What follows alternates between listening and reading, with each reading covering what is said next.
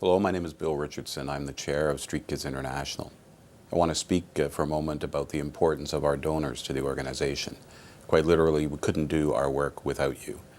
And we're very committed to satisfying you the value for money for the donations that you provide to us that enables us to work in virtually every region of the world. I'd also like to tell you that we're very excited about the next 20 years of Street Kids International, about the many new countries that we'll be operating in, and about expanding our network of donors into the UK, the EU, and the United States. I'm very proud to be chairman of Street Kids International.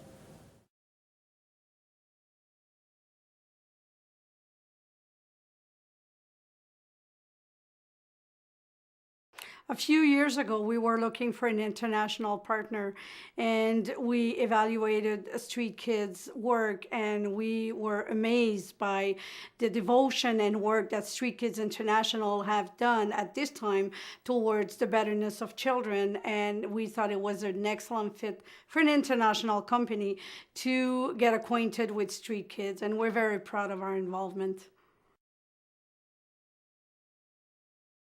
Well, originally I was looking for a charity that I could get involved in personally, not just giving money to. And a friend of mine was on the board of Street Kids, Tim Rooney. Tim introduced me to Dr. Frid, who was the chair at the time. And I was a little skeptical. I was genuinely looking for something that I wanted to put some passion into and some energy, and not just raising funds. And I had a marvelous lunch with Dr. Frid. He basically opened up the panoply of things that you could get involved in, from helping out on programming, both development and execution, all the way through to fundraising. And I was pretty much hooked based on that lunch. But then he gave me two videos, one of Karate Kids and one of Goldtooth. And I went home that night and watched them, and I got tears in my eyes, and I was hooked after that. So I did my due diligence. I went out and interviewed other members of the board, and just the passion and the energy that you saw for Street Kids International just got me going. So that's why I joined Street Kids. I've been working with marginalized youth for about 20 years now. I first started working in the Middle East, actually, with marginalized youth, Street Kids there specifically in the field. And when you face these types of overwhelmingly difficult circumstances, you try and seek solutions that will really provide results.